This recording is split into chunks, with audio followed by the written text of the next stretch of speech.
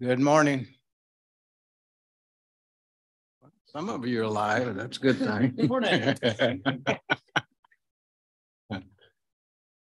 Well, it's good to be here this morning. Glad that all of you that are here can join us. I don't know if we have some folks online or not, but I want to call to order the Post-Secondary Technical Education Authority, May 25th, 2023. And again, welcome to all of you. And TA members, are there any changes or additions to the agenda anyone would like to offer? Okay, hearing none. We have minutes from our April 27th meeting. And I hope you've taken time to review those minutes. And certainly I would accept a motion. Mr. Chair, I'll move to accept the minutes. Okay, do we have a second? Second, Mr. Chair. Okay. Are there any opposed?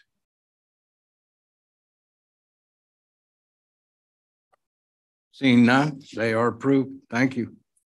All right, do we have any introductions this morning that anyone would like to offer? Quiet group. Okay, we'll move on. CARES report. I have two items that I wanted to mention at least. First one was on May 2nd. I attended a capstone presentation by 4 WSU engineering students in Wichita. And that was a collaboration between the train company and also WSU and USD 259. The students were charged with conducting and it was very sophisticated energy audit of a Truesdale Middle School in Wichita. And their audit included reviewing the HVAC systems that are in place, the heating systems of the facility, the lighting systems of the facility, and then also any future perhaps usage of solar energy and panels. They did include and conclude their report with a number of, and this was a project that they were working on, but they included a number of recommendations that would improve certainly the efficiency of the systems and therefore reducing costs. So I must tell you, there's 4 very smart students there from WSU that participated in this project, and I'm very impressed. I told them much of the stuff. I had no idea what they're talking about, but it was a lot of information, very technical, and some good recommendations actually. Now, where that goes from there, that's anyone's guess, but another thing that gave us an opportunity after the presentation to actually sit down and visit with each of the students and get an idea who they are, why they are in the field they've chosen, and what they hope to next steps to be. And I must say, I was impressed that at least 3 of the 4 had already identified that upon graduation, they plan to stay and work at NIAR. The 4th one, I had to beat him up a little bit because he said he might move to Arizona. I said, don't you dare. But anyway, so it's always nice to retain those individuals, keep them in the state, especially engineering students. How often do we hear that the need, like so many other industries? But anyway, it was very impressive to not only hear the report, but actually get acquainted with the students. And as smart as they are, they're still just students, and that's kind of fun, actually, to have that, see that side of them as well. So it was a good day. May 9th, I had the opportunity, Roger, a CEO of NC3, he had called me, and we had an opportunity to discuss NC3 in more detail, but also how NC3 might continue to engage additional business and industry partners into their the work that they do in the credentials. So I thought it was a good conversation we had together, and certainly look forward to perhaps some follow-up information or additional conversations with Roger and NC3. So anyway, that's my report. So we'll move on and ask if there are any members that have a liaison report. Natalie? I'd like to thank Scott Smathers and the team at the Board of Regents. We had the opportunity to attend an advanced CTE Perkins 5 regional meeting with other states. So there were 4 members from the Board of Regents, 2 from the Department of Education. We got to collaborate with other states, the Assistant Secretary of the U.S. Department of Education, ACTE and Advanced CTE. And we had time to work on goals that we've talked about that align with some of the different agenda items that you'll see coming up later. Who else? Dave? For your request, and we're happy to honor your request this morning from Highland Wine. I happen to be around the inception of this program, and you know, we got some requests from the Wamego area at our Wamego campus for training in viticulture and enology and to grow the industry. And I didn't know if my board would approve that. And we took it back to our board and it was approved. And we then met with Secretary of Revenue and Assistant Attorney General and ATF, because, you know, there are regulations about having alcohol within so many feet of a school, let alone making it at a school. So we worked through that. And one thing that I remember the Secretary of Revenue saying, and I was surprised, but he said, this is exactly what we want community colleges to be doing, help grow an industry. And then we went brought it to TEA. And of course, if you remember Joe Glassman, Joe was in the planning stages of planting a vineyard in Hayes. So he was certainly in favor. So we got it through TEA. And then we came to the Board of Regents, and Gary Scheer happened to be the chair of the Board of Regents at that time. And Gary was, you know, former lieutenant governor. But I knew him, he had spoke at our commencement, but I knew he was pretty much a stickler. And I thought, I don't know if we can get this by Gary or not. And when it came up on the agenda, he just said, all you have to do is look at Iowa, Missouri, Oklahoma, and Colorado and see that Kansas is behind in this industry, and we need to get this approved. So, and then to put the icing on the cake, as we researched viticulture and enology curriculums, of course, Walla Walla, Washington is a flagship out there, but we found that Redlands Community College in Oklahoma had a program, and the president at Redlands is Larry Devan, who used to be the president of Highland that I work for.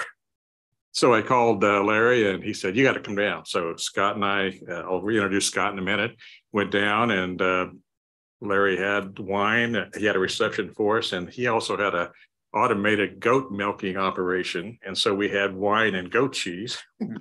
And then the good news is Larry said, we're part of a National Science Foundation grant that is written to promote viticulture and enology in the Midwest. And we need a Kansas partner. Do you want to be the Kansas partner? So that got us going. We received a lot of National Science Foundation funds to help get it off the ground.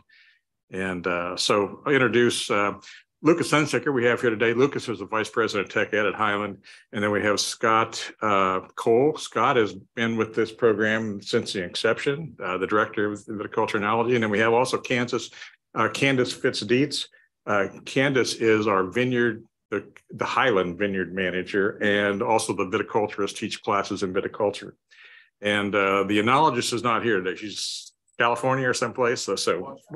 But our enology person makes the wine and teaches classes in enology, and she has experience in California, and she's back out there right now, probably going to some vineyards and wineries, I would imagine. So I'll let Scott turn it over, and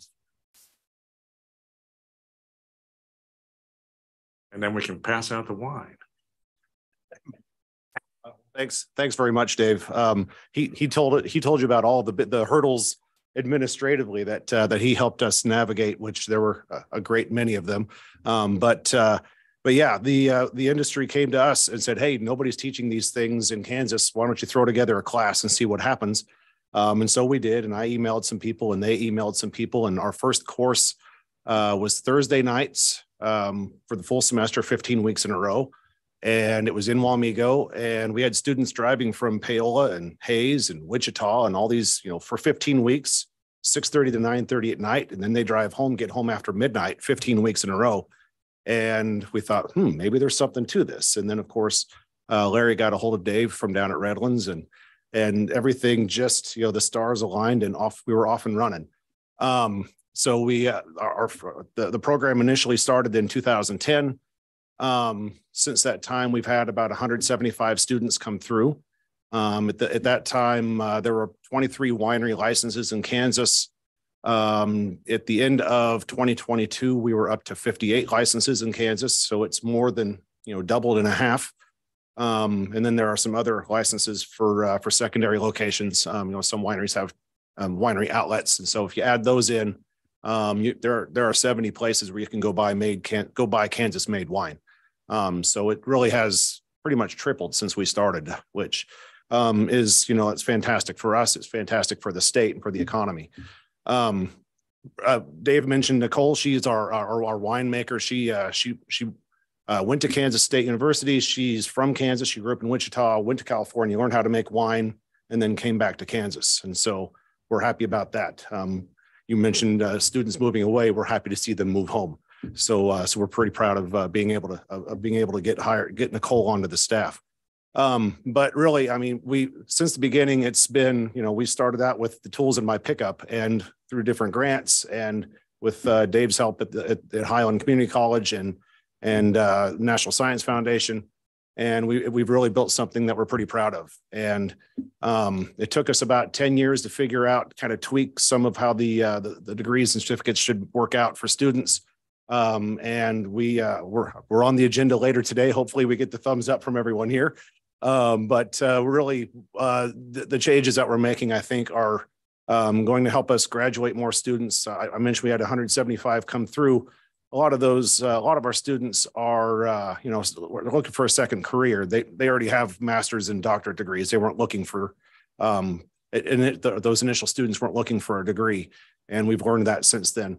But now they all, the ones that opened a business, now they need help. They need employees. And so that's what this new certificate program is geared towards, is helping us train their employees or help, train folks that are looking to get into the industry. So thanks so much for all of your help. One last thing I should mention before I run off, the most recent development in the program, again, coming from advice from folks in the industry, it kind of became apparent. Of course, opening any business is a big task. Turns out opening a winery is a really, really big task, not just with the regulations and getting all the permits, but just to buy the equipment and do all the things. Essentially, you got to write a really big check just to open your doors, and then hopefully people like your wine. And so what we've done in 2019 really is when we opened. We started a business incubator for wineries, and it's called 456 Wineries. It's in Wamego. People ask why the name 456. That's our prefix. Our phone number is 456 Wine. So we thought the name is appropriate for where we are. So far, we opened our doors in the fall of 2019, and then of course COVID comes along, and so we were closed for a while, and we're open up again. But so far we've had two entrepreneurs come in, start their winery, have moved out, and they are building wineries at their farm now so they can open for business there. Two more are currently in the facility and making preparations to move out and again start wineries at their farms, and two more moving in this fall. So it's working. It's a slow process to get up and running. You start out crawling and get to that point. So we have 4 success stories and 2 more coming in, and we're excited for the future of the program with the new certificates and just everything that's going on. We've changed the way we offer the courses now. We give students some more options with using Zoom and using technology. Of course, you have to come to school at some point. You can't learn how to make wine without purple hands. That's just the way it goes. we're opening up some different options for students on our delivery methods, and our enrollment, since we've made that change, our enrollment's doubled. So hopefully keep knocking on wood and things keep going well for us. So thank you so much for your time. Oh, and we have gifts for you. I'll save that for a little bit. You're going to save it for later? Yeah. Wow, how impressive is that? Also might add that there's a tasting room at the winery incubator. So if you're driving down 24, you can sample a lot of Kansas wines. Wow. That's really impressive. I mean, that you talk about incubators and the idea of young people learning this skill and businesses starting from Highland. This is impressive. I am blown away. I am not a wine drinker, but I'll take your. it is absolutely impressive and no doubt one of its kind. President, may I just proceed to go into the next item, and I will just extend a thank you. I really am actually blown away. I have never heard of something like this at a community college. So thank you for that presentation and information. Having said that, I'll just give, I don't have a wine presentation from someone. I don't think anybody can beat that. However, I do want to acknowledge a couple of things at Washburn Tech. They send out their newsletter every month, and there are a couple of things that I just want to make sure to mention. And of course, we know the NOW scholarship that is a game changer for any student that goes to Washburn Tech being offered is absolutely incredible. So just thank the governor for her wisdom in both Washburn University, but Washburn Tech. That's going to impact Topeka Public Schools and many others tremendously. With that, one of the items that they shared in their newsletter, and I don't want to say it wrong, but their most recent national award, let me make sure I say this right, since the acronym I was not as familiar with, the National Center for Construction Education and Research. It was shared that they've been designated as the top national center for construction. And we are excited about that because that's not something we do through TCALC or anything else. And to know the national recognition and just the things that our community colleges do that no one else does is remarkable. I didn't bring wine, but since you all already have something for drinking, the items that I will shift to the Henrys and all the others that take care of us are a couple of items from just some Topeka Public School students. One is their favorite book. So some students made a little bookmark for you. So I brought 11, but I'm going to give it to the 11 people who support us behind the scenes from back here to up front. They wanted to add in chips. And so the yellow is for summer. And the chips that they added in for you either are Lay's to remind you to lay back over the summer, or Cheetos. I don't really eat Cheetos, but to remind you to laugh. And then there's a piece of extra gum for going the extra effort. And that's from a few of our different elementary schools that yesterday was their final day. And they just prepared little bags for some of our TEA members. Thank you for keeping us all on track and for all that all of you do from back there to back here. And thank you for the wine for my daughter who does go to wineries and vineyards and all of this. That's, again, incredibly impressive. Thank you. I'm just kind of wondering, now that we have the wine, is it too early to adjourn the meeting? I only came here for one reason today. It wasn't the Cheetos, let me tell you. All right, Eddie. Yes. Wow. And I get to follow that. First of all, I don't have anything to give you but trouble, nothing but trouble. But no, seriously, Garden City Community College is absolutely unbelievable right now with all the things they're doing. One thing that they are doing this summer on June the 13th and 15th is a STEM camp. And they have got cybersecurity, right? A camp for that this year. And it will be this summer. It's really computer networking and all kinds of things through what they call Minecraft. So there you go. And some of you know all about that. But the camp is a part of the Title III grant that they got at Garden City Community College, which is funding this. Now, get ready for this one.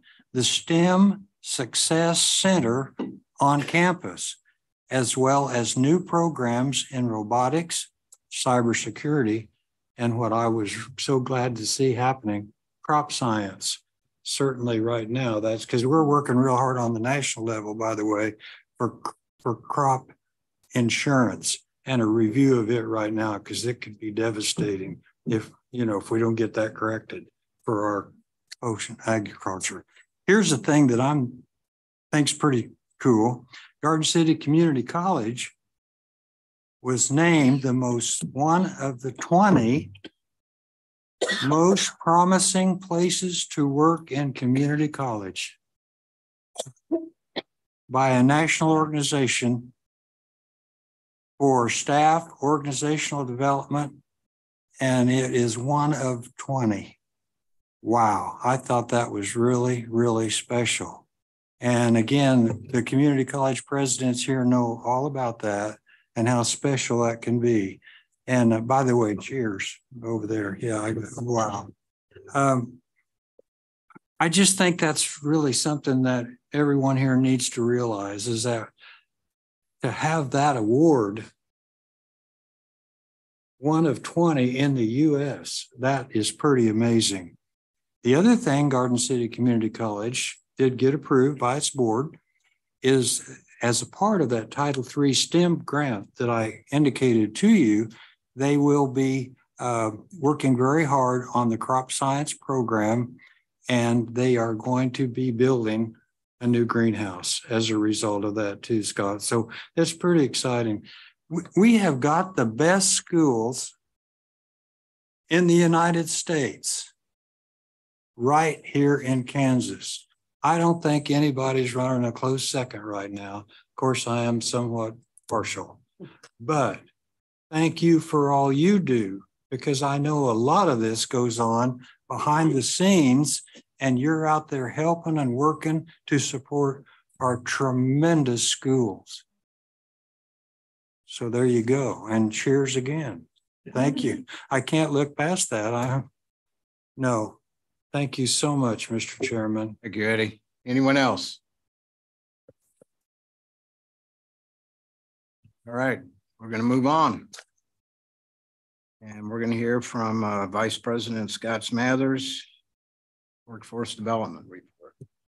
Thank you, Chair Frederick. And I want to put in my thanks to you TEA members as well for your time and your efforts this year as we come to the end of the year. I really do appreciate the effort that you put in and the time that you put in to help us move forward as a state, as well as obviously our colleges and the work they do, and of course the workforce development staff as well.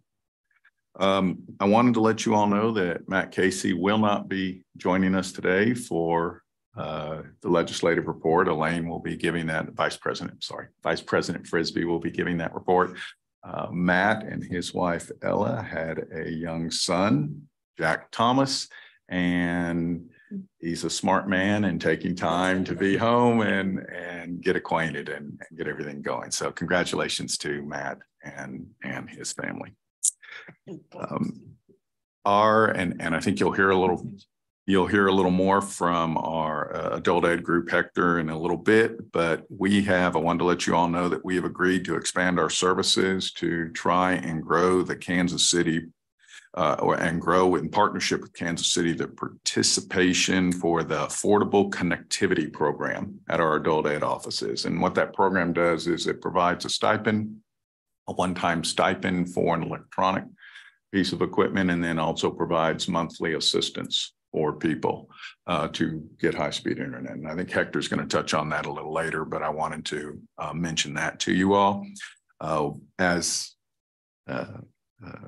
was mentioned before, we have been traveling both inside the state, and we've been attending a lot of adult ed graduations, but also outside. We went to Phoenix for the Carl Perkins grant, and that was a lot of benefit to that. We also went to Washington, D.C. for our adult ed grants and meeting with the Department of Education on those grants and what's going on there to make sure that we're following the rules and regs. As you appreciate, there are one or two that we have to make sure we're following up on, and also getting ideas, because we're meeting with a lot of the other states when we're doing this as well, and sharing ideas is always a benefit.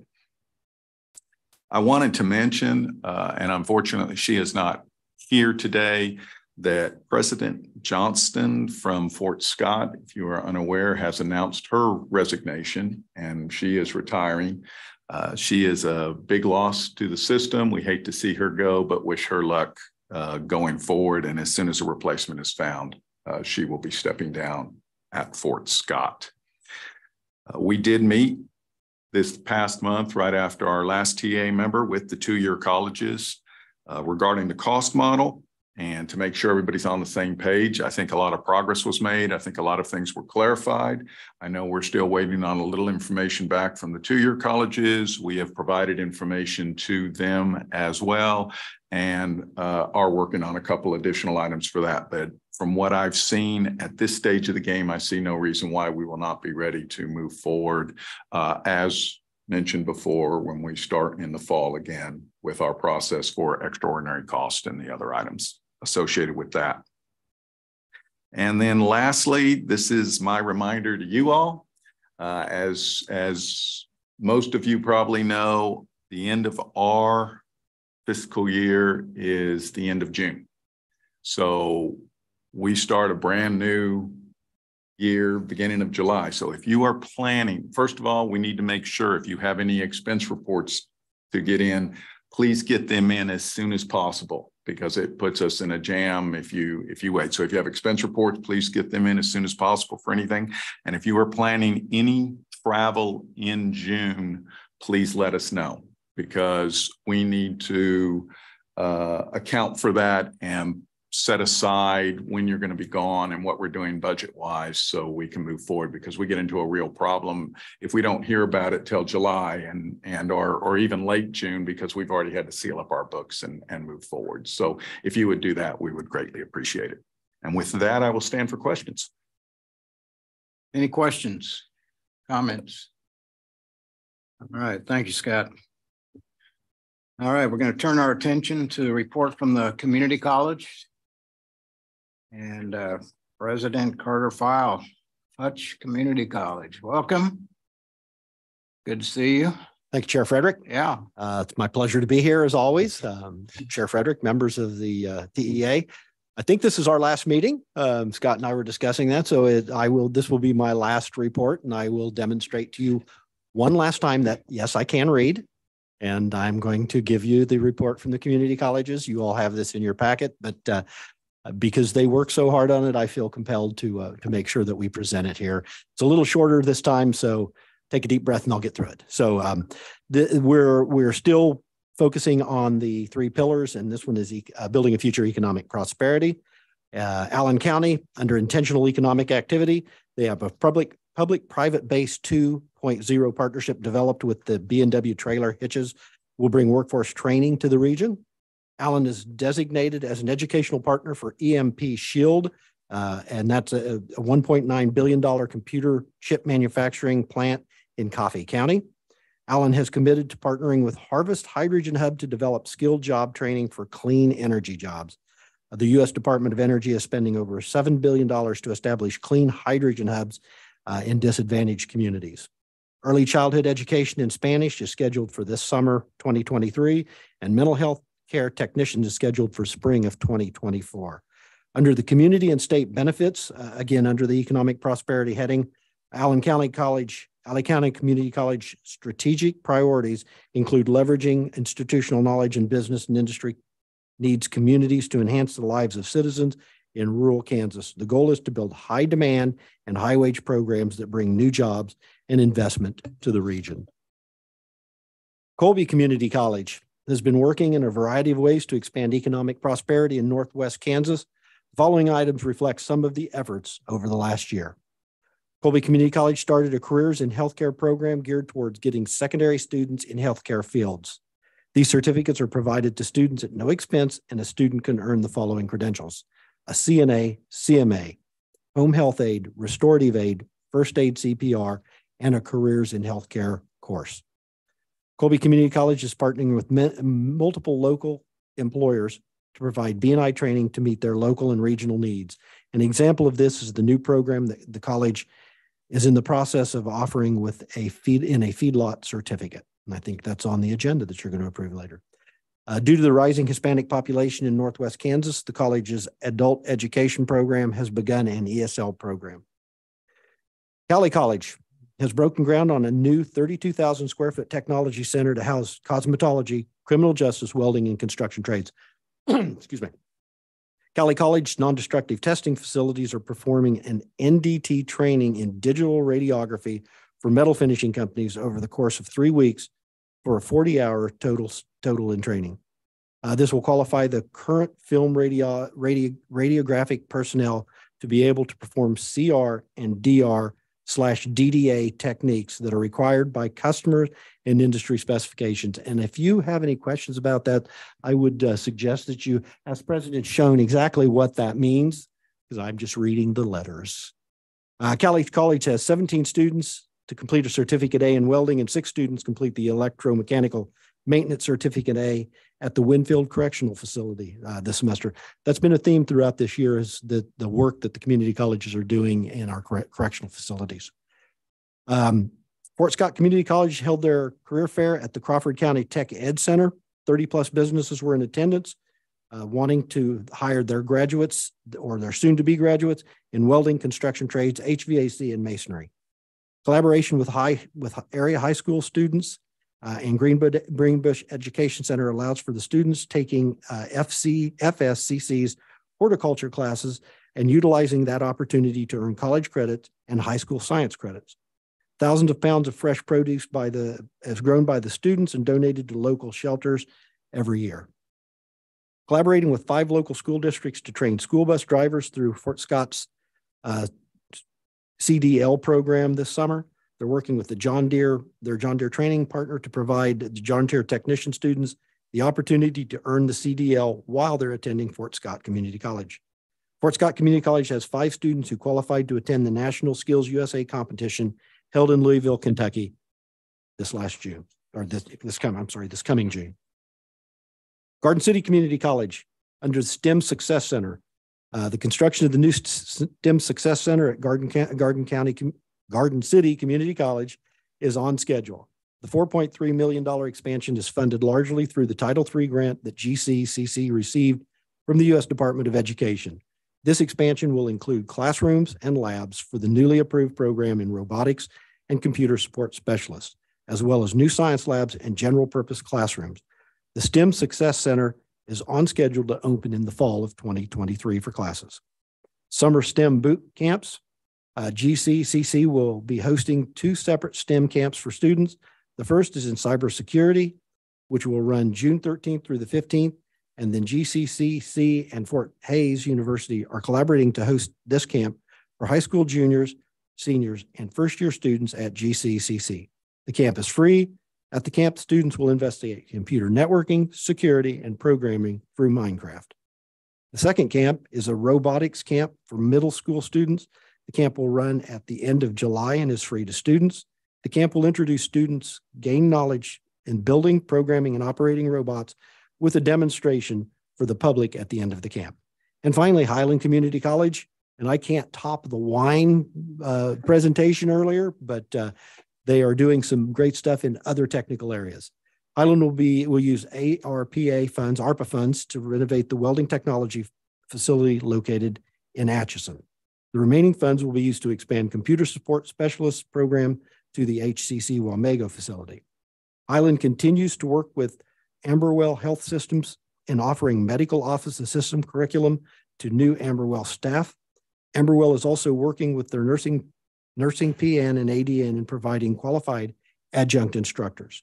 Precision agriculture at the Highland Community College Western Technology Center in Baileyville is projected to double enrollment in 23-24. Highland Community College is looking to expand the precision agriculture program to the Highland Community College Atchison location as well.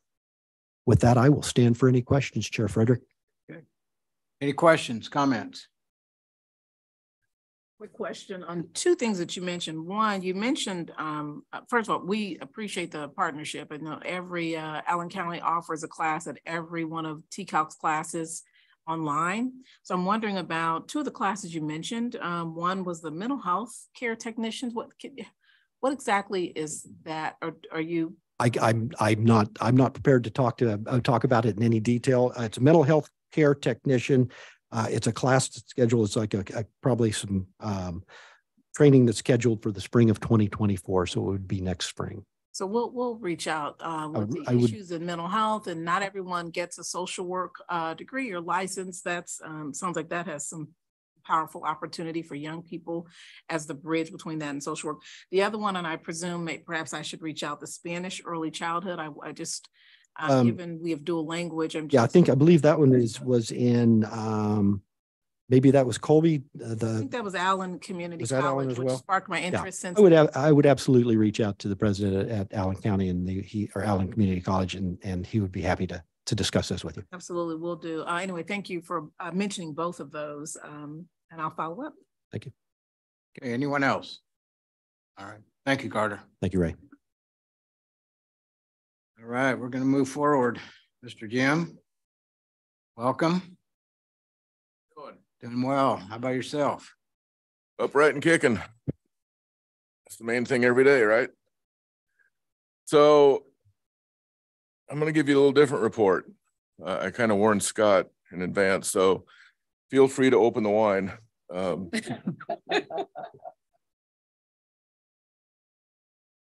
Earlier this spring during the legislative session, I think it was Steve will correct me if I'm wrong, I think it was the third time I testified to the House Higher Ed Budget Committee.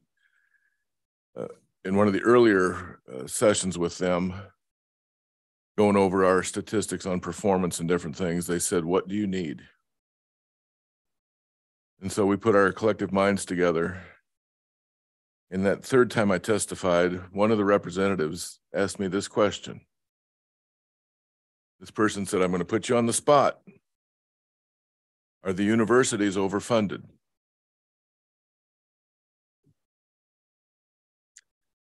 And all behind me, I have community college people, tech college people, university people, other people. And how is Jim going to answer that?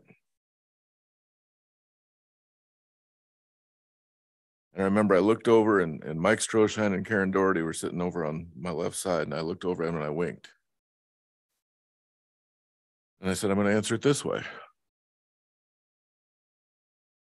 For too long, tech ed has been undervalued and under-resourced. Now tech ed is highly valued, we're under-resourced." So one of the challenges I'm going to throw out to you, because I do too much thinking, and this is not casting blame on anybody, but we all get caught in this continuous cycle of we do things the same way. And in the last 18 months, this state has picked up numerous humongous economic development opportunities. And I think Member Bean would agree with me that probably one of the biggest worries over in his neck of the woods is workforce and where are we going to get all these people? Because we've all seen the population statistics, we're not going to grow. And a lot of the economic development is the blend, as we all know, it's a blend of what universities do with research and what two-year colleges do with workforce.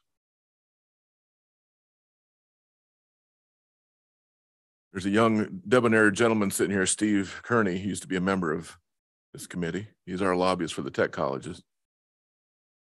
Yeah, you can pay me later. And in the final days of the session, when everything's crazy, and I'm sure Matt would have said the same, and Heather would say the same, it's super crazy when they're working on omnibus and trying to get things through. And one of the things we had talked about with both Senate Ways and Means and the House Higher Ed Budget Committee was help for the tech colleges. I know there are university people, community college people think I'm attacking them on funding. I'm not. What I'm trying to make clear is the fact that the tech colleges are under-resourced for what we need to do. According to the 2023 data book, community colleges had combined revenue of around 800 million. I'm not saying they don't need that. They probably need more. The 7 technical colleges combined revenue was 91 million. One of the things the legislature approved, and is going to be on your agenda in a little bit, is what's called a base operating grant. When we discussed this with the legislative committee, one of their members said, well, I can support this if you can do it, if you can match it dollar for dollar. And I said, if I could do that, I don't need the money.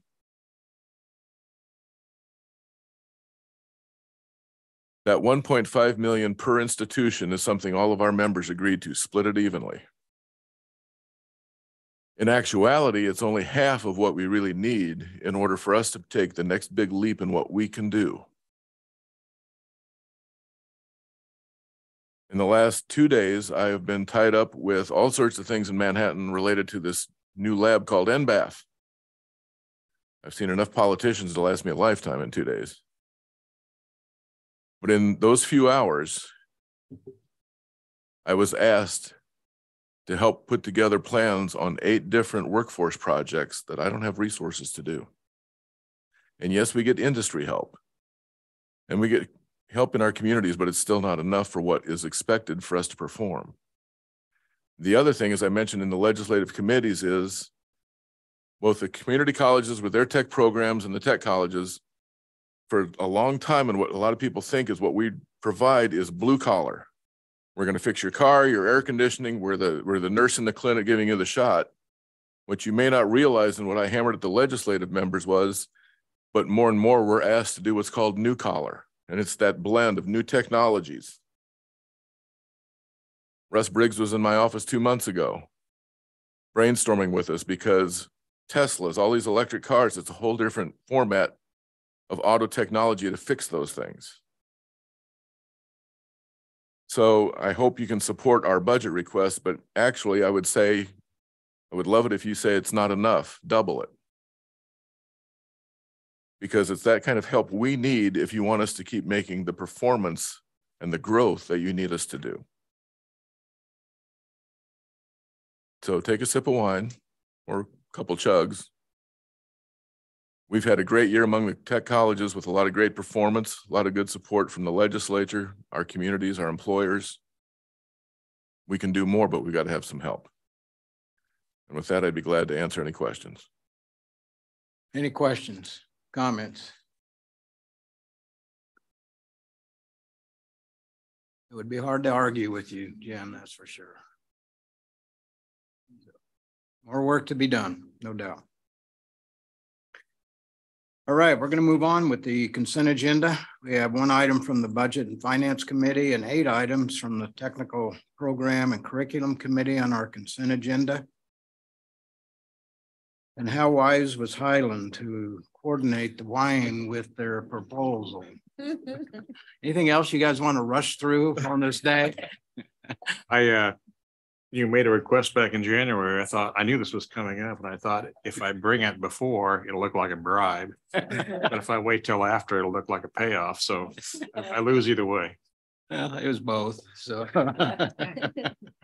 all right. So, Mr. Chairman, this is Mike. I'll move to approve the items on the consent agenda. thank you, Mike. Is there a second? Second. Okay, thank you. Any discussion? Okay, all in favor, say aye. Aye. Any opposed? All right, we're all's good and all passed. So thank you.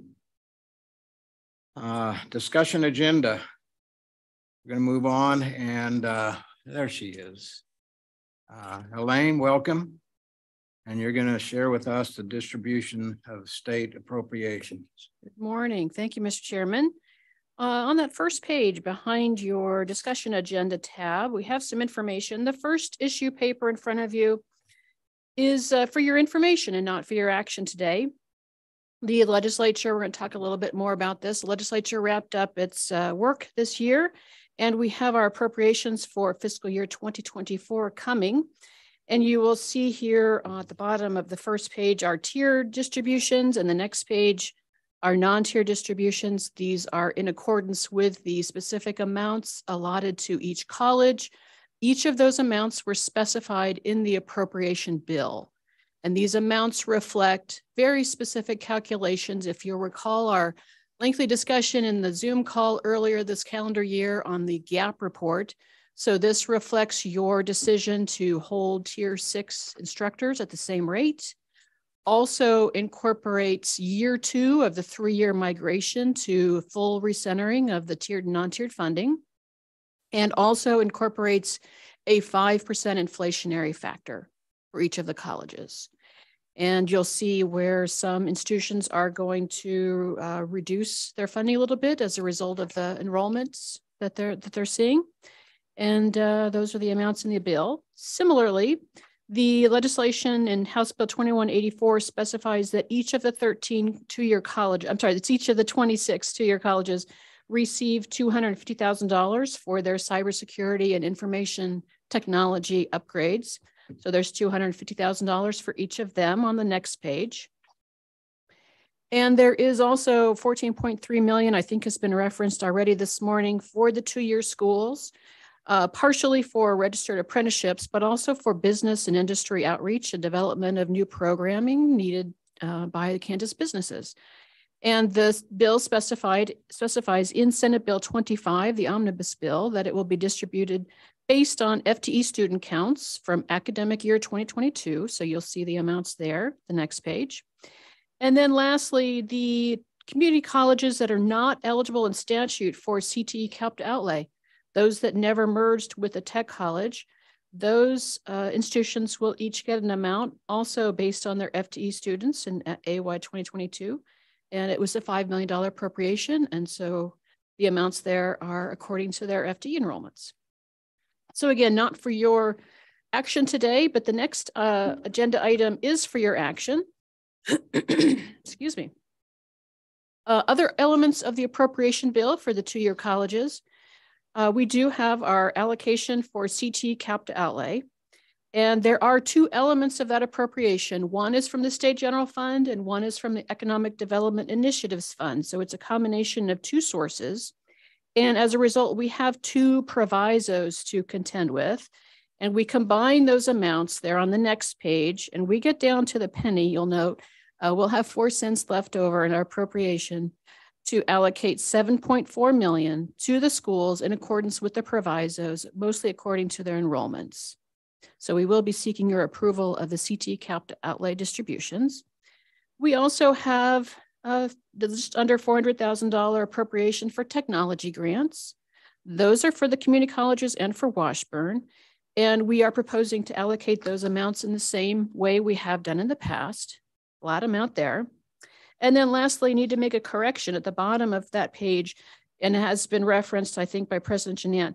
The 10.5 million operating grants for the technical colleges has been proposed and is proposed here that you distribute 1.5 million to each of the colleges, same amount across the board to each of the individual 7 colleges noted there. And for those CT capped outlay, the technology grant and the operating grants, we are seeking your approval. Happy to answer any questions if I can. Okay, any questions?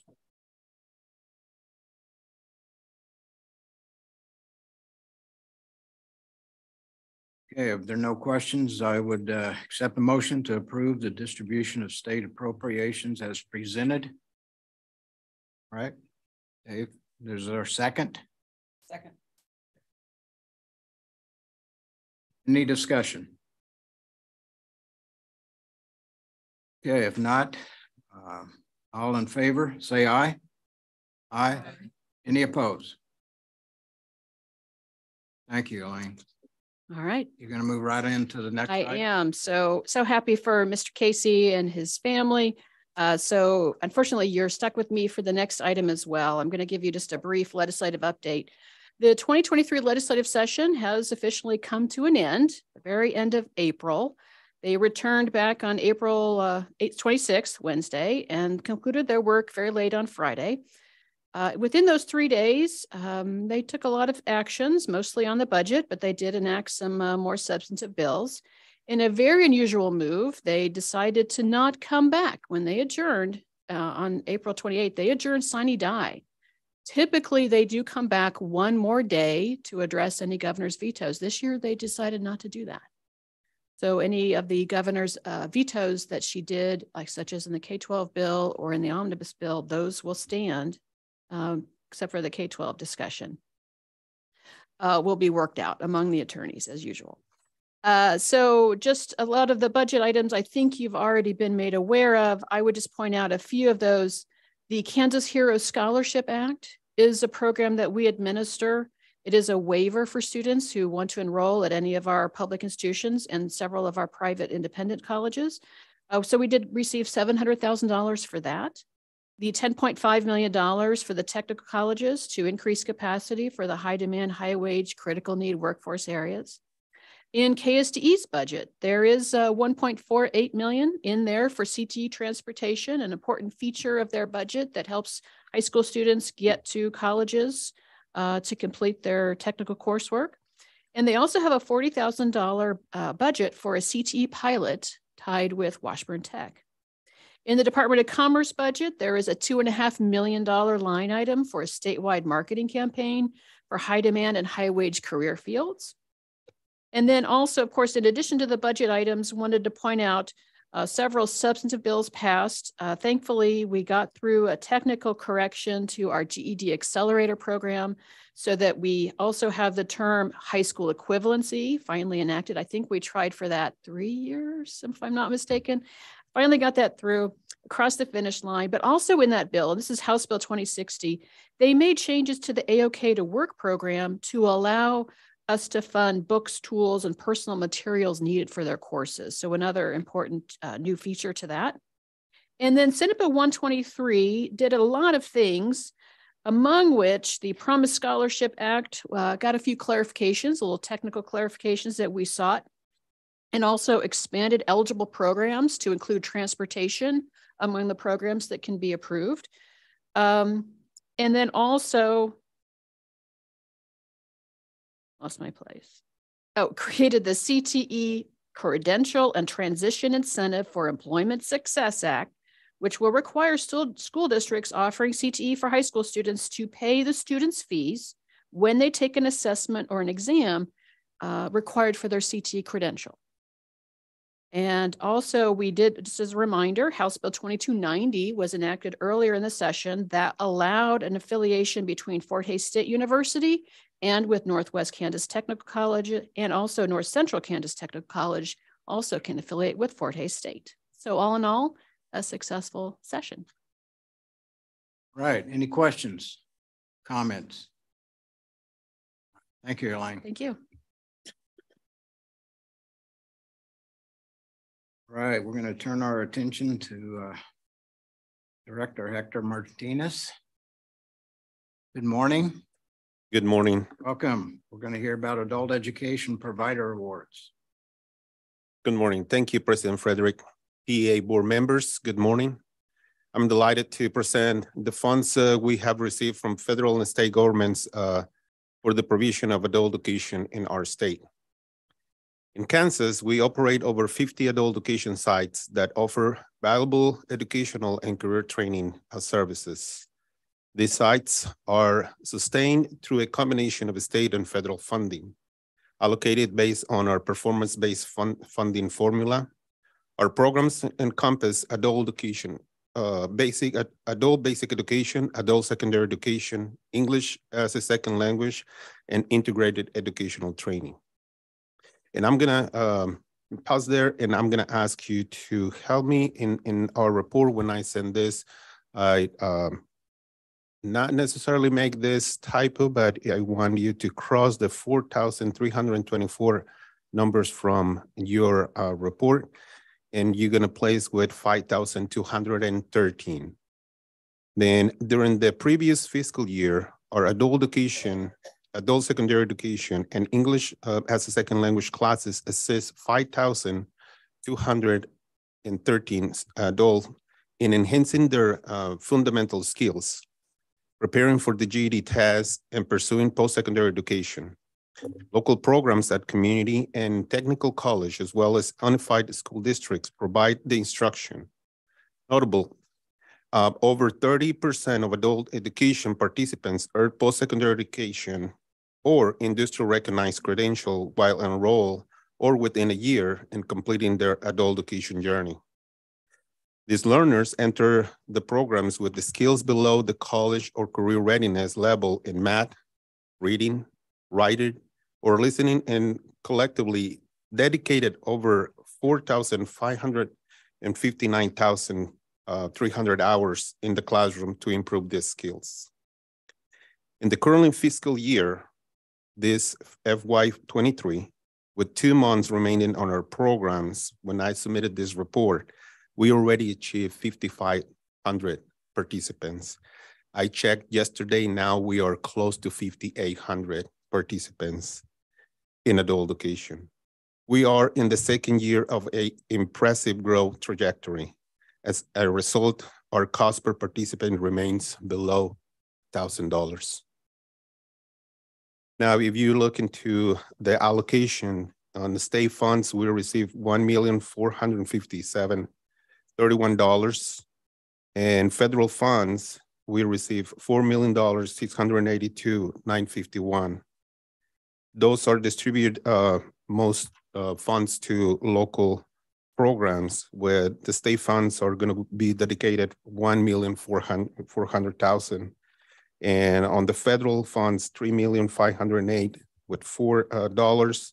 And also we receive an integrated educational training that it is going to be $409,000 to local programs. In another areas, if you see in the next page, you see how our base funding formula is allocated to programs. The base funding is 30% of our funding. It goes directly to institutions based on the institutional grant, enrollment, and need. And the other part of the formula is based on the performance, based on outcomes, and quality points based on quality of service. This is the table of funding for that we are presenting to you for distribution of funds to local programs. But I'd like to give you a little bit more information about adult education. As President Smathers mentioned, in conjunction with him, our department has presented the way that adult education address digital literacy gaps across our state. Our local programs are actively delivering, implementing, and bridging the gap. Moreover, our department, in collaboration with the Kansas City Digital Group, is to promote the Affordable Connectivity Program. This program offers eligible households a discount of up to $30 per month for internet service and up to $75 per month for households in qualified tribal lands. And we are in communication with our tribal members in the state. We have also established a partnership with the Stormont Vail here in Topeka to provide English language acquisition and medical terminology training. This initiative aims to increase the number of healthcare workers who can serve as medical interpreters and certified nurse assistants. As a statewide project, we are dedicated to increase the number of employers who integrate adult education services into their workplaces. This endeavor, known as Integrated Educational Training, is similar to the AOK at Work that it was before implemented through the Walmart program. It combines adult education and literacy activities with workforce preparation and training for specific occupations or occupational clusters. The ultimate goal is to facilitate educational and career advancement for our participants.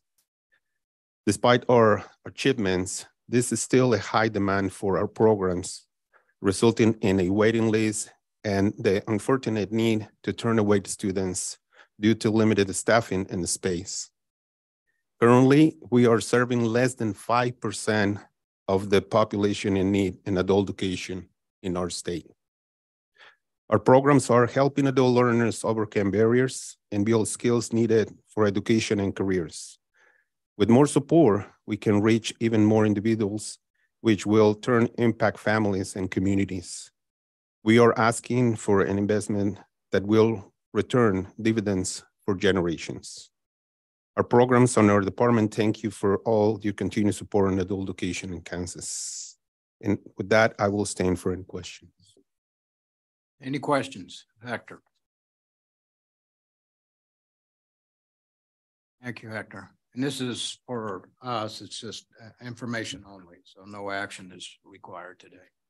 Thank you. All right, next we'll call on Vice President Smathers, provide us with Senate Bill 123 information. I think that was touched on just a little earlier. Well, at least part of it was. Yes. That's correct.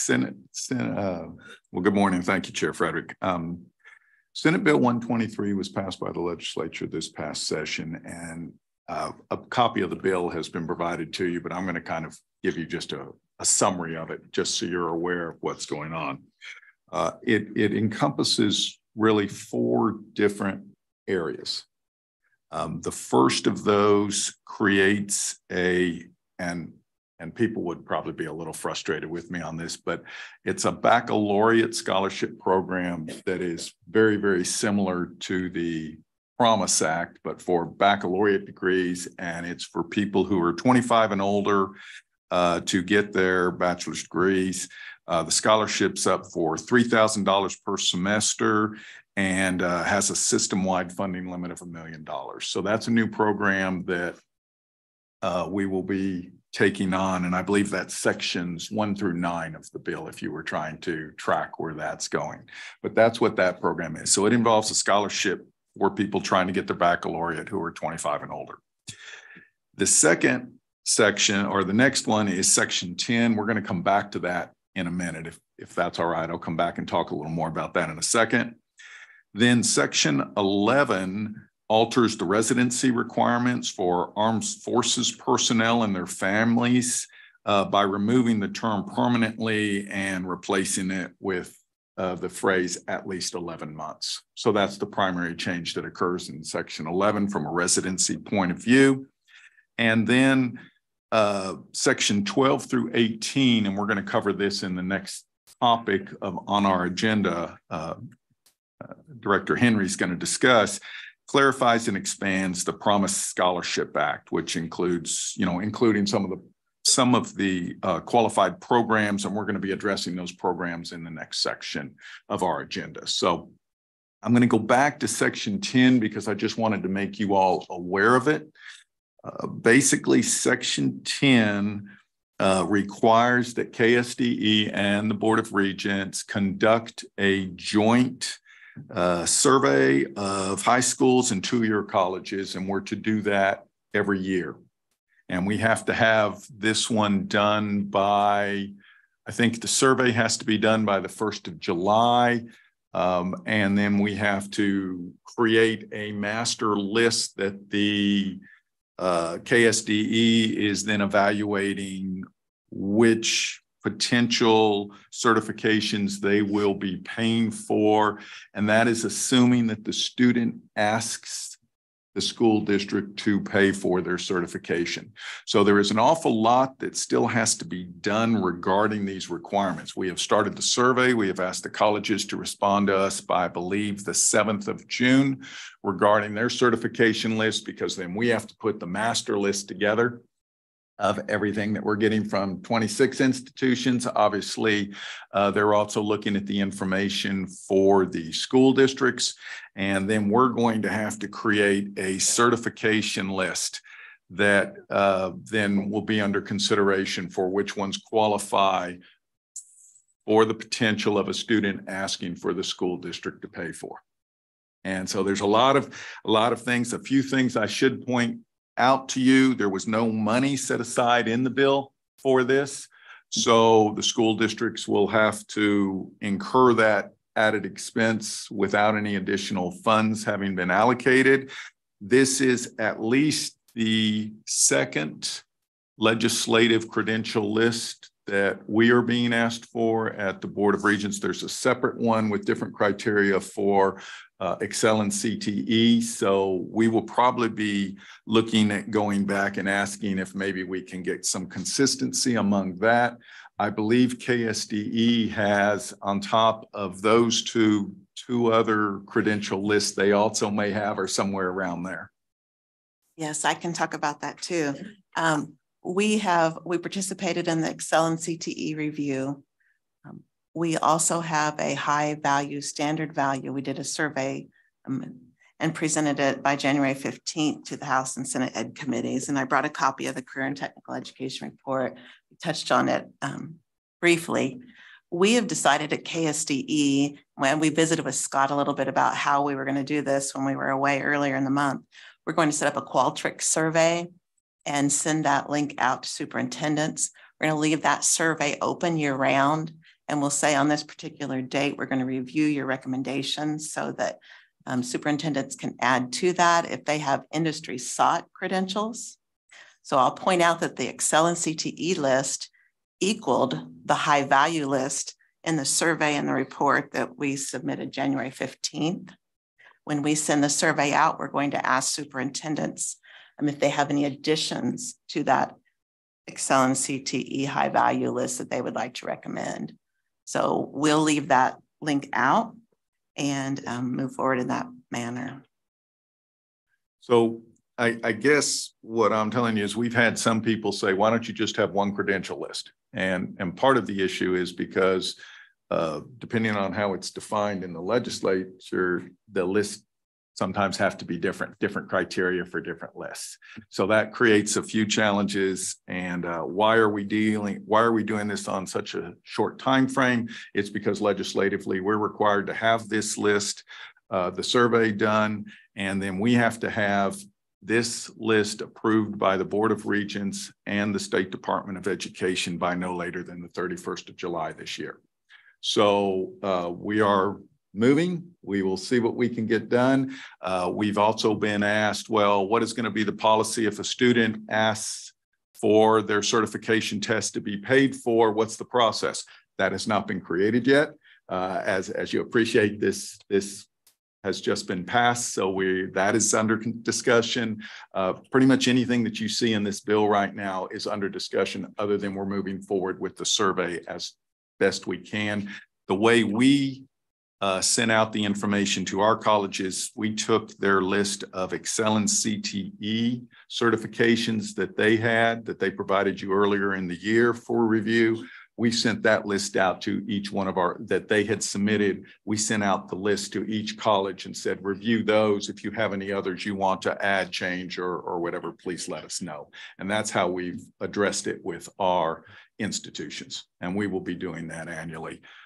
Just probably not all at the last minute in the future. We'll start working on this a little earlier in the year. So I would be happy to answer any questions regarding SB 123. As I said, we will be talking about the Promise Act changes that were involved with SB 123 in a minute at our next agenda item. Any questions? Does that include, you said there's no money set aside for the school districts in order to pay for those to take the tests for credentials, is that correct? That's correct. So is there an estimate of cost?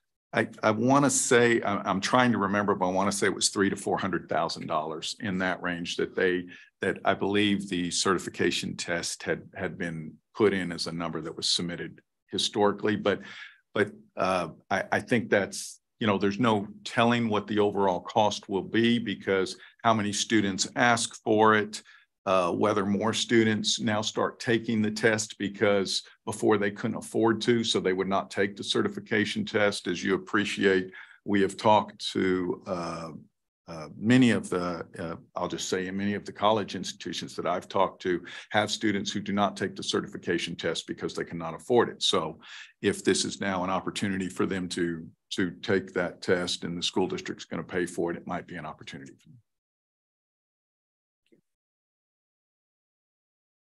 So still under construction?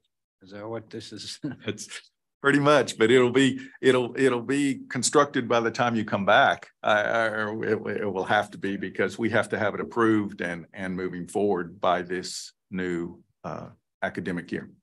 Art, you mentioned a certification list. Is that the same as credentials? It's industry certification, so yes, but there's different people use different terms. I try to keep with industry certifications and post-secondary credentials. So for me, when I talk credentials, I'm thinking more associate's degree, baccalaureate degrees, things like that. When I talk certifications, I am thinking more industry certifications. And what we're focused on here are the industry certification tests. So we're not going to pay for people to get an associate degree, but if it's a industry certification that is in demand by certification, that's what we're talking about. So that's how I distinguish it. Different people distinguish it different ways. You could probably ask every institution and they'd have a different way that they look at it as well. In this particular Senate bill, it's phrased as industry sought, and the U.S. Department of Education has begun utilizing that term. In a brief November 14th, 2022, they talked about that particular term. And it's not outlined in the bill in that particular way, but it is a little bit different terminology than we've had before. Tell me again what that is. Industry sought. Industry sought. Okay. Came up with that, I wonder. Interesting. One more question then. So if that's on the 9 through 12, the K-12 schools, is that any fee or charge that will flow down in expectation for colleges or to be paying? At this stage, no. I know initially the colleges were also included, but they were removed from the bill. So it was just put to the K through 12 KSD school districts. Thank you. Mm-hmm. All right. So we'll wait to find out more. Yes. Later. Sounds like good government to me. So anyway. All right, we'll move on in our next item.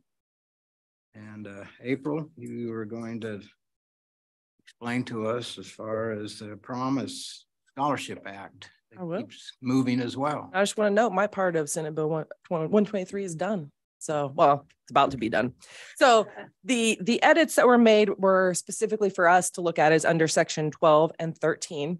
Remember, Hess, you're going to like this. If you recall, this time last year, you had questions about this. Under section 12, they expanded early childhood education and development to include elementary and secondary education. When we as staff did this the first round, we didn't eliminate any education program. So any education program was already included. So we really have nothing to do on that part. In section 13, the category used to be called distribution and logistics. That left off any programs that fell under the heading of transportation. So our CDL programs, which are high wage, high demand, were left out of that. The new language allows that. So any college who selected distribution and logistics as their 5th field of study, we went back to and said, hey, transportation's included now. So if you have programs you want to list under there, you are able to. So on the second page, I believe, you will see every institution who has selected that as their field of study and any programs they want to add to the Promise Act.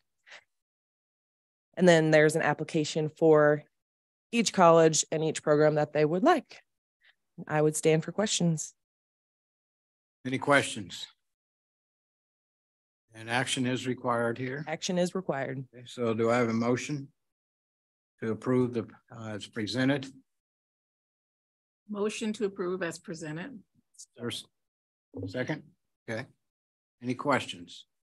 Comments? All in favor say aye. Aye. Aye. Any opposed? Okay. Thank you. Okay, next item. Scott. FY 2025 appropriations request.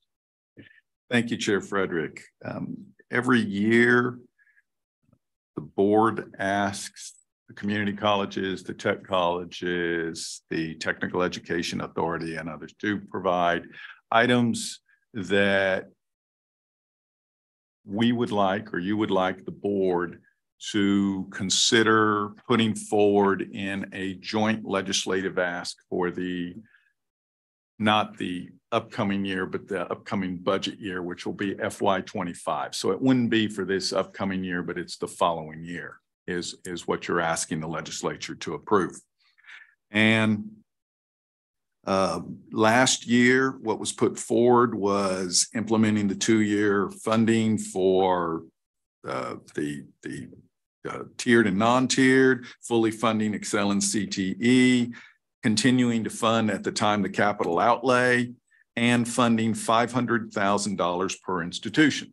And the legislature did the top 3 and funded $250,000 per institution in one-time cost to improve the IT networking structures, as you just saw in your information. So it was a good year, and in addition, other things were provided as well by the legislature. So it was a very good year for our institutions. Staff was asked to come up with some ideas for this year for you to consider.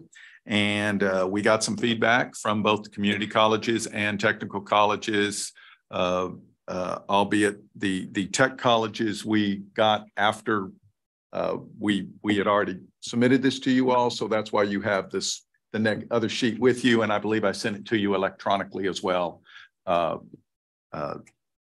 either early this week or late last week. I apologize. I don't remember which one. So what we came up with from our list was fully funded tiered and non-tiered again, and fully fund Excel and CTE. Just as a reminder, I believe we have approximately or almost $40 million that is currently funded to Excel and CTE. Then initially the idea is that maybe we should look at combining what was the old capital outlay fund, a 7.4, with the $5 million that they just put in for the 10 or so community colleges that were not part of the original capital outlay fund. However, in talking to the tech colleges, they have asked that at this stage of the game, until there's a little more analysis done on what that distribution would look like if they were combined, they would like to go ahead and ask that we maintain them separately, rather than ask for both of them, but maintain them separately rather than combining them. In addition, staff put in an extra, the $250,000, since they only funded half of the one-time improve internal IT networking structure security. We asked for the other half for this upcoming, or for the next request. We also, as you have seen, all the 2-year institutions received $14.3 million to be divided, I believe, based on FTE, and which is full-time equivalent. I apologize for using so many acronyms sometimes. They would like to have that continue, the 14.3 continue, and support the continuing of that funding. We have asked for $1.1 million to be added to the adult education funding. And in addition, while I told you we were looking at this for 2 years, we're also asking, and you'll see the note down a little below on your issue paper, we're asking for an additional $110,000 for this next year. So we're going to be asking for a special adjustment of $110,000 to receive the federal funds. We are required to have at least 25% matching as a state. And the federal government gave us a little extra money this year, but they kept what we were getting from the state where it was at. So now we're $110,000 short. So we're asking for the $110,000 for that. And I know I'm running through these now, and I'll take questions in a minute as we go back. And I know you all will want to discuss a lot of these. You've heard presentations before on the micro internships. We're asking for a $500,000 support of micro internships. And then in the technical college request that you received separately, the one big item that they wanted me to raise was to fund or continue funding the technical college operating grant, which President Janan mentioned of $10.5 million. So, you know, those items you might consider fine, you know, contingent on reports being made by them for the 14.3 and the 10.5 reports being made to the TEA twice a year, maybe in December and May, what they're doing with the funds or something like that. That's up to you, whatever you all want to do. But those were the staff recommendations. And with that, I will stand for any questions. And of course, I'm sure there's discussion that you all will want to have as well.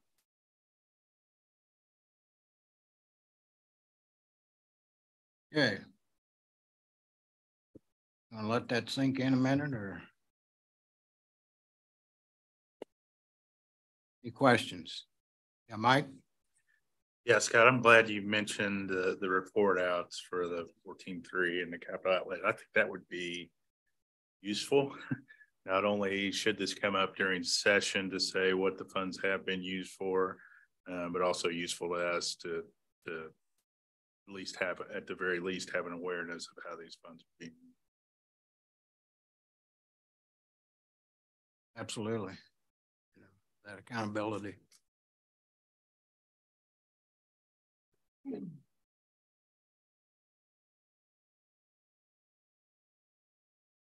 Any questions? Mr. Chair, comments? Yeah, go ahead. So I'm newish here. So in the letter from Mr.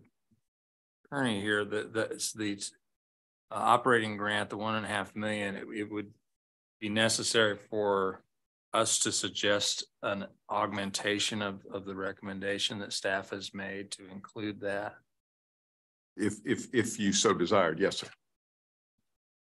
Well, just so that we can talk it out, I would like to propose that amendment. I guess I'm a little lost on where we are procedurally. Somebody probably needs to move to adopt this recommendation, I guess.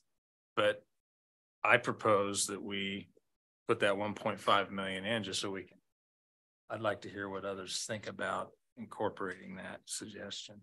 And just to clarify, that would be 1.5 per institution. There are 7 of them, so it would be a total of 10.5 million, if that's correct. Yes, sir. Okay. So, Mr. Chair, let me ask Jim, do you want to make comment on that? Maybe just a point of clarification.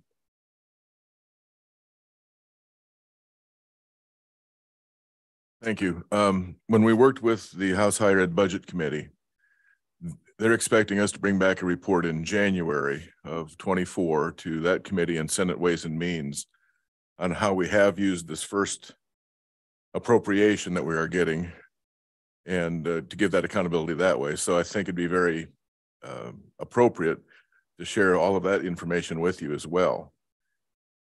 As I said earlier, these are funds to help us be able to make a leap with what we can do with capacity and turning out workforce. We're not allowed to have local taxing authority. And even if we were in the political climate of the last decade or so, getting that taxing authority would be difficult.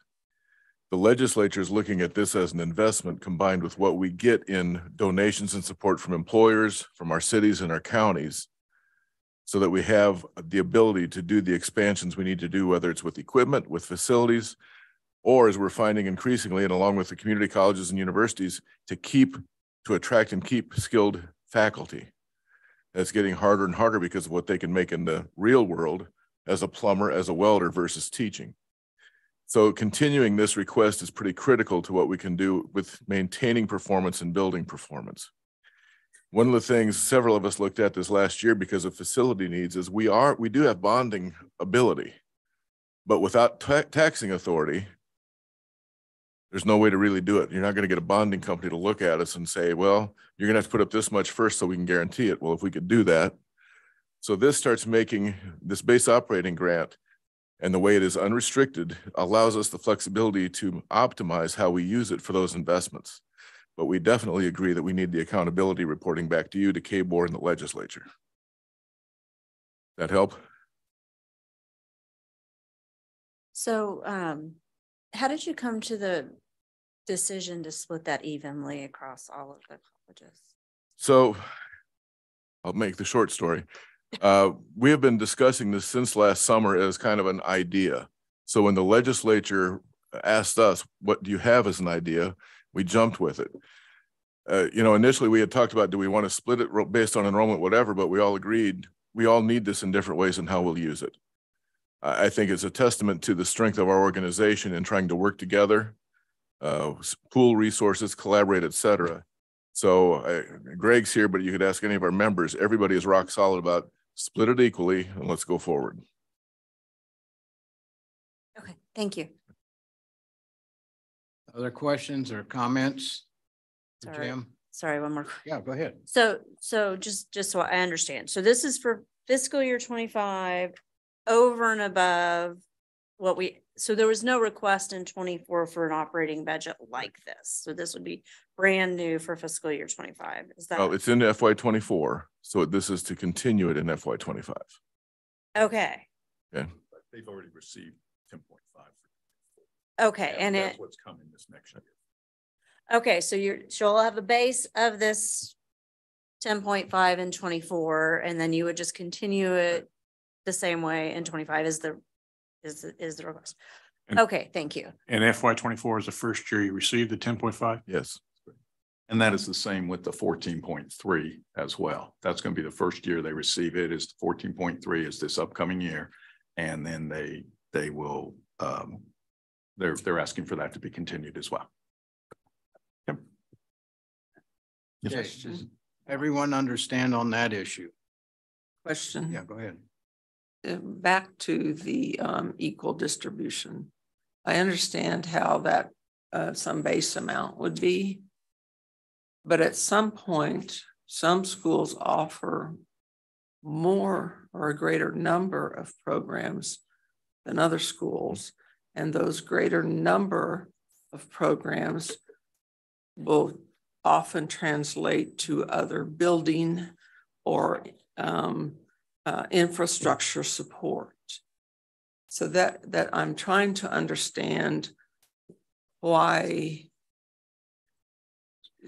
larger, smaller, and I understand then it perhaps would allow smaller institutions to grow. Anyway, that's a very good question. Since none of us have taxing authority, and many of you have visited at least one of our campuses, you know that we're pretty lean and mean on what we have available, both in staffing and facilities and resources. So one of the key things is to understand that none of us are looking at huge expansion projects, but trying to keep up if you look at the traditional capital outlay allocations we get, doesn't go very far. So to keep up with basic renovations, possibly facility expansions, possibly equipment upgrades, and again, how do we help keep good people? Each of our institutions realizes that, yes, we could go into this, fund it based on enrollment, but the 1.5 apiece we agreed to as a start. Now, if you want my pie in the sky that we've discussed in a hallucinatory way, our original idea was we needed 3 million apiece, 21 million, double it, 1.5 guaranteed per institution. The additional 10.5 would get allocated based out on some formula, FTE, et cetera. But we're not close to getting that kind of support for 21 million. So the 10.5 at least gets us all some equal footing to make the changes we need to make. Okay, that one I can see as a growing to the future. And then I would see that the accountability, if we talk about that, on how that's used, how that supports programs. And it might be even more interesting to somehow evaluate some sort of comparative analysis of kind of to go back to your one question, how the 4 years, how community colleges and how the tech and career ed, and this is a pie in the sky, but so there would be some sort of equalization of support across post-secondary institutions, because career and technical colleges as well as community colleges serve a vital function in this state. And we need to support both career, the technical as well as community colleges. And I'm not saying 4 years, because heck, I'd probably lose a job or something, but 4 years, there just needs to be some sort of representative. I don't know. Something. It's a good point. And, the institutions that have affiliated, and Greg and I both had different conversations with K-State entities. And I would say the universities are seeing that some of their students need some of our hands-on courses or components of our courses. And they're getting more and more open to how our students can get into some of their programs. It's not a blanket transfer, but as an example, I have construction technology, so does K-State. Make it easier for my students to go to K-State, especially after they've worked a few years and that employer wants to invest in them to go on. So we are having many discussions tied to what you're talking about, and how do we start forming more of that collaboration where it makes sense, especially in certain occupational, career, and trade areas. It's going to take a little time, but we're making progress faster than I thought we would. One last, so that is a greater vision that I really think is extremely important for the state and post-secondary education, because now we keep separate, and the funding model keeps us, the way it's funded keeps the three, to me, technical, community, and post-secondary. And it almost separates us instead of looking at a system-wide collaborative model. Because if we have a lot of kids coming out of high school with technical training, or they come out even with those base certificates, it's always worried me that we are not building for a future for those students. Because if you train for one career, and one of these guys will probably tell me it's different, but you train somebody to go work at school, at business A, and they get those credentials. How are we building or supporting those students when they need to go to business C? And then even more so, how are we building leadership components into our technical training? Because there's going to be a lot of leadership shift in the future. And if we aren't building, and I think post-secondary education at all levels builds leadership capacity to lead businesses. So it's not just training how to do a weld, although I believe in welding, or how to do plumbing. It's building capacity of the individual to grow, and then to build leadership. And anyway, so my story, now I'm done. Thank you. Okay, Jim, before you leave, just a quick question on the mentioned on the one bullet point where we combined and fund CTE capital outlay and the capital outlay. Yeah, on that item, we would probably need help from Vice President Frisbee and her crew just to see how would that split out. We don't know if that would lend us more money, less money, using the formula with that allocation. We're not dead set against this, but we'd like to see how we shake out if that is done. So you're suggesting that we keep it the same right now? Until we can have a chance to analyze that, yeah. That helps. Thanks. Okay, TEA members. Chair Frederick, just Yes. and President Ganant, I was going to make a comment as well. From my understanding, from what you're sharing, just to make sure I understand, and your earlier comments spoke to this as well, that you're really asking us to just continue the practice we've been doing, but you really need more. And if there's a way to make a statement that this is really a baseline request, but the emphasis on far more is needed to advance for the future in some way is your hope in terms of what the step that we need to take. And that is— Yes. And like I said, our pie in the sky is if we could double that base operating grant amount. We really believe that would enable us to have that stability where we could have bonding authority if we needed it, but our ability to keep up with the buildings we need, which for the most part are basically a pole barn, I mean, we don't go for anything fancy to keep up with equipment. With that additional investment from the state, we also turn around and talk to employers and our local governments. They're putting this in, you got to put more in. We do not expect the state to pay the full bill, but there's a huge gap between what we're allowed to have as revenue versus the community colleges. The other advantage we have is if we can get this kind of help from the legislature as well as our local businesses, we have less governance in the way. Community colleges move pretty fast, universities don't. We move extremely fast because if we have a good idea and somebody comes up to us with a project, most of us can have a board meeting by email, Zoom overnight, and we're moving. That's unheard of in most of higher education. So this kind of base operating grant helps us have some seed money to move in new directions as those come up. Right now, like I said, I have 8 more requests for programs. I have no way to jumpstart any of them. Absolutely. And it has my full support in that regard, just in the spirit of high demand, high wage jobs. Really, when we look at our technical colleges and ensuring that we have the ability to continue progress forward, but a stronger piece, and I don't know how our language is laid out as we present requests forward, is how do we grow beyond that?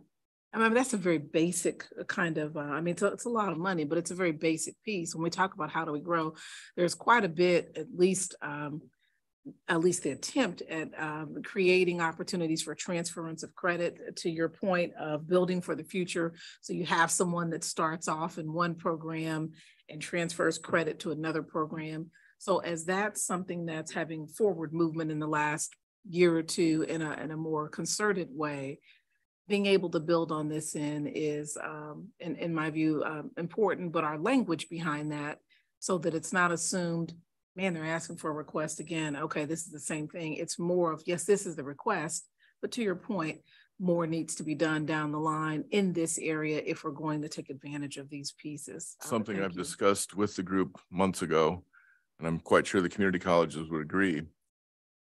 I would love to see that change to high wage, high demand, and or critical need and or emerging occupations, because we've had talks about oftentimes we're looking backward at data instead of forward at what's coming around the corner. And for instance, with NBAF and some of the things we've done, there are new jobs. There's not really a title for them yet, but it's a combination of existing talents, but put into a new role.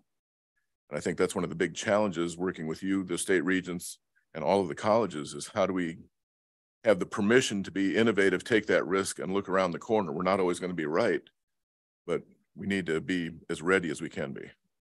Thank you.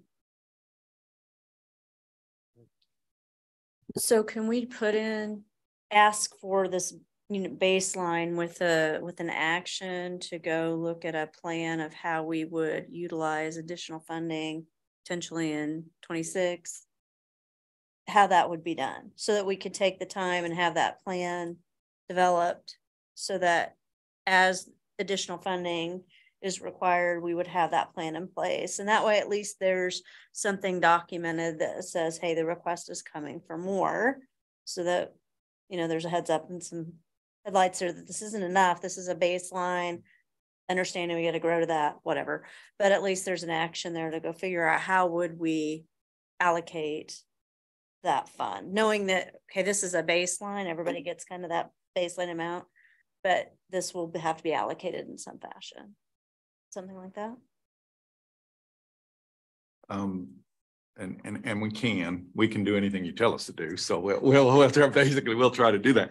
I would say a couple things though for your consideration. Number one is this request will just be for FY25 that the board's going to evaluate. So they're going to look at that. It isn't that from a TEA's point of view, we can't do that, but it would be probably outside of our documentation for what we're doing here. The other thing is that at this stage of the game, while I appreciate that all our colleges, and not just the technical colleges, but all our colleges are wanting more. I mean, our community colleges from a technical point of view, they're not included in this $10.5 million ask, and they would like more as well. And they did not include it because normally we look at things for the whole system. But since this was already provided for the technical colleges, we were adding it in here.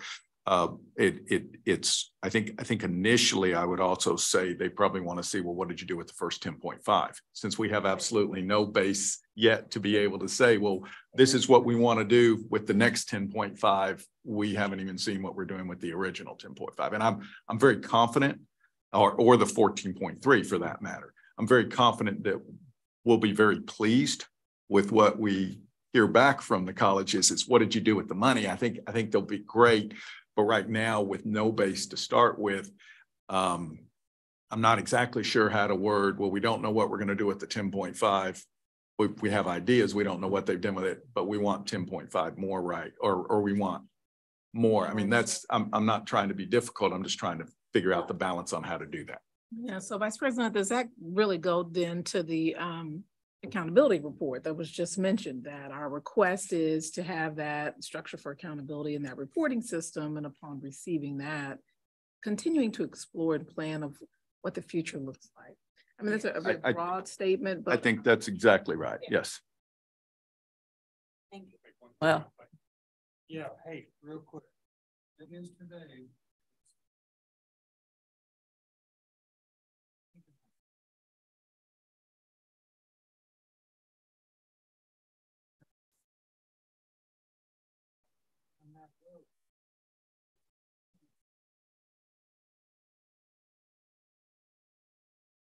Yeah. I don't want to sound derogatory because you do need the money. And I understand that. And I think that this 10.5 is a good thing. But you talked about community colleges having a mill levy. That's a double-edged sword. Because we have a locally elected board, and not all those board members are great to deal with. And so you're getting, when I look at the money, you're getting very close to what some people are getting in their mill levy, but you don't have that to put up with. And so just want to make that comment. Doing things across all sectors, I think, is better, but I am in favor of doing this. So I like what the conversation's been, because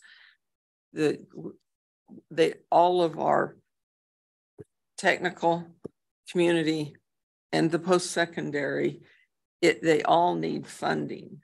And in order to get the state in so many areas where it needs to be, whether it's credentials at whatever level. And as we're bringing K-12 into it, we're building, it looks like we're building a continuum, but we need to know the accountability factor. And then once that becomes more apparent, I think, so building for the future is extremely where we need to go. And it's really good that we had the discussion here as the board, that we think that's important. And it's for all of for our purposes, our technical and community college institutions, and then working with our K-12 partners. So thanks. So just what we will do then is we will try to put together a statement that say, using the what are you doing with the funds report? The accountability report. We will then start looking at ways to move forward from a system-wide point of view. And I'm going to focus because we're in the technical education, from a technical education point of view, and I will focus on that, which will pretty much narrow it down to the two-year colleges for what we're working on. Okay, and we will look at that. Yes, sir. I'm sorry. Are we, though, talking about adding a line that says we propose to continue this 1.5 million subject to all of that? I mean, that was my understanding. That's the baseline idea here. Yes. Okay. I want to make sure that didn't fall out the bottom somehow. Well, in addition to that, I think that the one bullet point about combining, that we would keep that separate. Okay. We'll work on something about how we're supportive of funding both, with the idea of looking into the possibility of combining them as we get a chance to pull more information type thing. Okay. Does everyone understand, I mean, the discussion that just went on, and the additions and changes that, were seemingly on the same page? Well, Mr. Chair, how about if I make a motion? I think you should. And then You can gun it down if I prove I don't understand. How's that? And is this, Vice President, this is the moment that you are requesting our approval of this recommendation? Yes, sir, Okay. because we're in our last meeting. Okay, so I would move that this body approve the staff's recommendation for fiscal year 2025 appropriations requests, subject to, or with the amendment that we also request continuation of the technical college operating grant of $1.5 million per college. And then I want to say with appropriate accountability reporting measures in place. That's what I heard.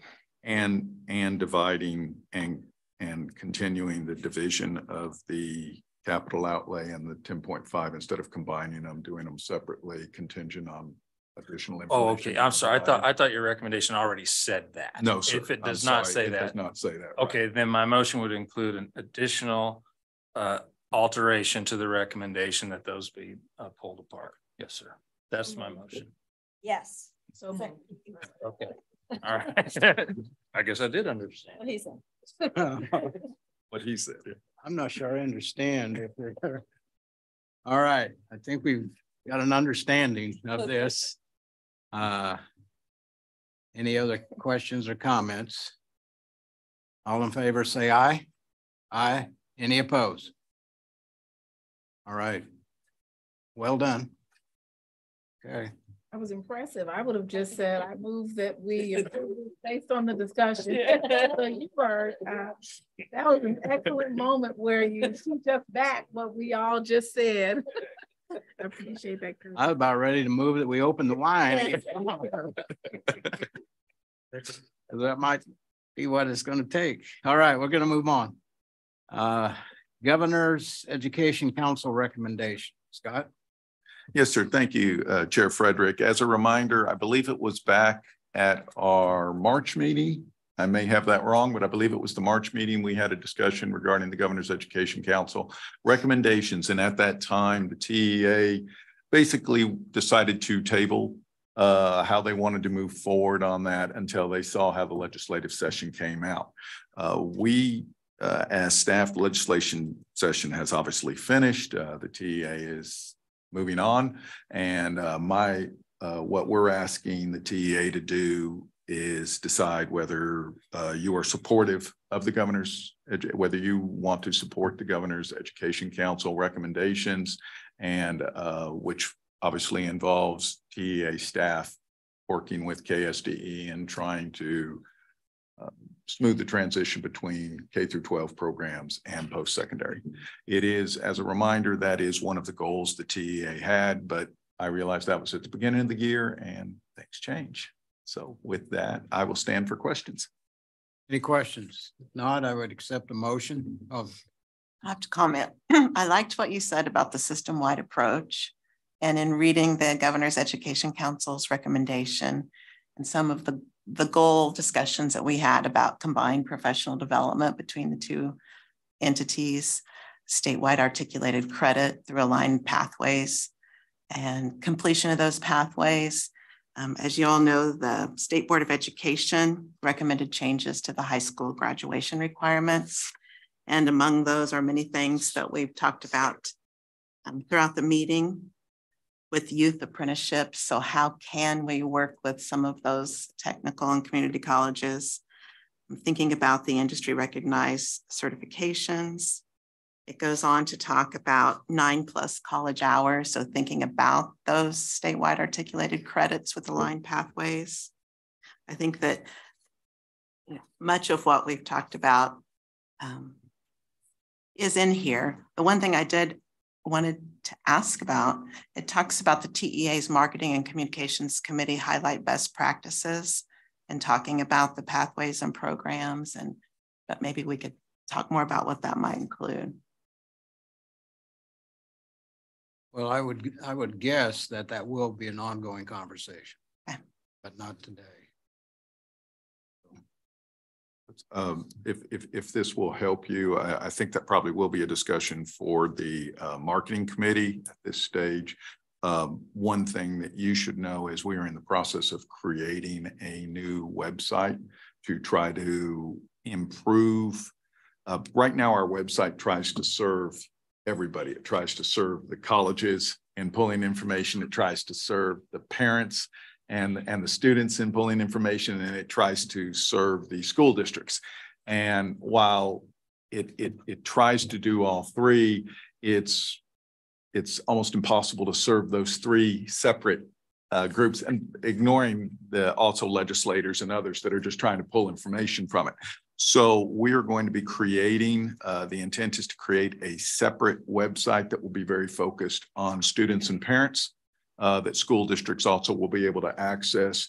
And I would imagine that a lot of our efforts that currently we have information out there that you could argue is somewhat hidden on our website for people to be able to find, it will make it much more visible. And so my hope is that will be one of the focuses that we have in this upcoming year with that new website. I don't know if that helps you or not, but that yes, I just wondered about that piece. We had sure. Great question.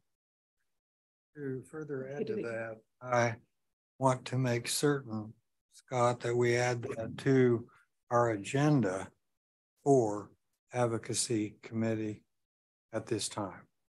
That gives a driving reason to have it in the first place. We've been trying to cover the bases, all of us in different ways, but that would bring us all back where we need to be. And I think very helpful. So make that the #1 item on the next meeting of the advisory and basically that group. It makes for a focused conversation. It'll help. Focused conversation just on this. Okay, thank you. I move we approve the Governor's Education Council recommendations with a focus on enhancing the coordination of technical education pathways between K-12 and post-secondary education. Is there a second? I second. Any questions, comments? All in favor say aye. Aye. Any opposed? Okay, Scott, election of officers. Thank you, Chair Frederick. As you all have heard over the last couple months, we have been asking for nominations for the position of chair and vice chair for this upcoming year for the TEA. Every year, the TEA elects a new chair and vice chair. This year, we had 2 names that have been submitted. One for president, the name that was submitted was Member Humphrey, Vice Chair Humphrey, to take over as president. And for vice chair, the name that we received for submission was Chair Frederick, actually. But that is in no way a limit. So if there are other nominations that people would like to make, I think this would be the time to make them. And if not, I guess then we would be looking for a motion from the TEA members.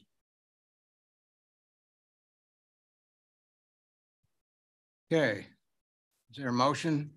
That would be Keith as the chair and I would serve as vice chair. Chair Frederick, you didn't want to serve as chair again? You know, I said a long time ago, I said they keep electing me and they say, we're going to keep electing you till you get it right. And I guess I'm getting closer to getting it right. So I think it's, speaks well of Keith that he'd be willing to step up. And in doing so, he was hopeful that I would serve as vice chair. I said, only if you're there every month. That's all I'm going to tell you. So no, I think it's time for someone else to step into that position. Oh, with that statement, certainly a chair, Humphrey and Frederick slate sounds like a great slate to me. So I would move, I make a motion that we, for Chair Humphrey to be the new chair and the vice chair being Chair Frederick, current Chair Frederick. Second. Okay, and we have a second. I would second that motion, especially since Keith isn't here to object. Yeah. I know, I was trying to think, okay, who else isn't here? All right, all in favor, say aye. Any opposed? All right. Well, thank you for good work today. Just a reminder, our next meeting, we're going to take a little break, and it's Thursday, August 31st. And that will be a face-to-face in-person meeting here in the KBOR offices. So please enjoy your summer and break. And if there's no other business, is there any other business? This isn't business, but I would be remiss if I didn't say thank you to anyone that serves as chair, has the opportunity to have ongoing conversations and time commitments and things to step in that the rest of us may not have to do. And so certainly this seems to be the appropriate meeting, Chair Frederick, to thank you, not only for your willingness to invest so much time during a year of challenge as well, but to also guide with such wisdom and a calm spirit. That is most appreciated. So thank you, and I wish everybody a great summer. Thank you. Thank you. Well, when I found out the vice chair pays the same as the chair, I said, okay, I can do that. So, all right, there's no other business. We are adjourned. Thank you all. And Highland,